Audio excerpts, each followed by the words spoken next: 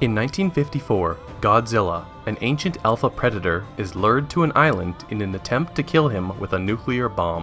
In 1999, Monarch scientists Ishiro Serizawa and Vivian Graham investigate a giant skeleton unearthed by a collapsed uranium mine in the Philippines. They find two giant spores, one dormant and one hatched, with a trail that leads out of the cave to the sea. In Japan, the Janjira nuclear power plant experiences unusual seismic activity. Supervisor Joe Brody sends his wife Sandra with other technicians into the reactor. A tremor breaches the reactor, leaving Sandra and her team unable to escape while the plant collapses. 15 years later, Joe and Sandra's son Ford, a U.S. Navy explosive ordnance disposal officer, returns from a tour of duty to his wife Elle and young son Sam in San Francisco, but has to immediately depart for Japan after his father Joe is detained for trespassing in the Janjira quarantine zone. Joe is determined to find out the cause of the meltdown, and he persuades Ford to accompany him to their old home to retrieve vital data, but are discovered and taken to a facility in the plant's ruins. The facility harbors a massive glowing chrysalis that had been feeding off the plant's reactors for the past 15 years and emitting stronger electromagnetic pulses over time. A giant winged insect-like creature emerges and escapes, destroying the facility. Joe is severely injured and dies as Ford, Serizawa, and Graham are taken to the USS Saratoga. The incident is reported around the world as an earthquake. Serizawa and Graham join a U.S. Navy task force led by Admiral William Stenz to search for the creature, which they name Muto, which stands for Massive Unidentified Terrestrial Organism.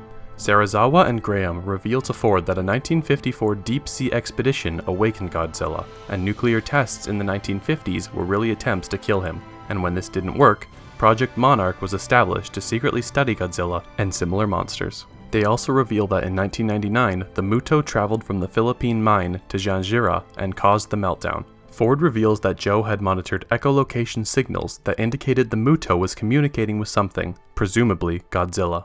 The Muto attacks a Russian submarine and drops it in Hawaii to eat its nuclear material. Godzilla arrives, causing a tsunami in Honolulu, and engages the Muto in a brief battle until it flees. Serizawa deduces that the Muto was communicating with something else, prompting the military to investigate the other spore stored in the Yucca Mountain Nuclear Waste Repository in Nevada. However, a second, bigger wingless Muto has emerged and attacks Las Vegas.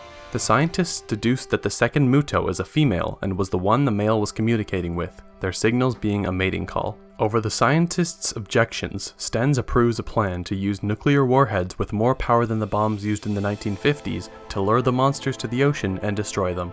Returning to the US, Ford joins the team delivering the warheads by train, but the female Muto intercepts them and devours most of the warheads. The remaining warhead is airlifted with Ford to San Francisco and activated after Godzilla appears at the Golden Gate Bridge, but the male Muto snatches it and takes it to the female, who forms a nest around it in the Chinatown area. While Godzilla and the Mutos battle, Ford and the strike team enter the city via Halo Jump to find and disarm the warhead. Unable to access the timer, the team gets the warhead on a boat for disposal at sea. Ford blows up the Muto nest, distracting the Mutos enough to allow Godzilla to emerge victorious in the end, after which he collapses on the shore. With the team killed by the female Muto, Ford gets the boat out to sea before falling unconscious. He is rescued before the warhead explodes and reunites with his family at an emergency shelter the following morning. Godzilla suddenly awakens and returns to the sea, with the media hailing him as King of the Monsters, savior of our city.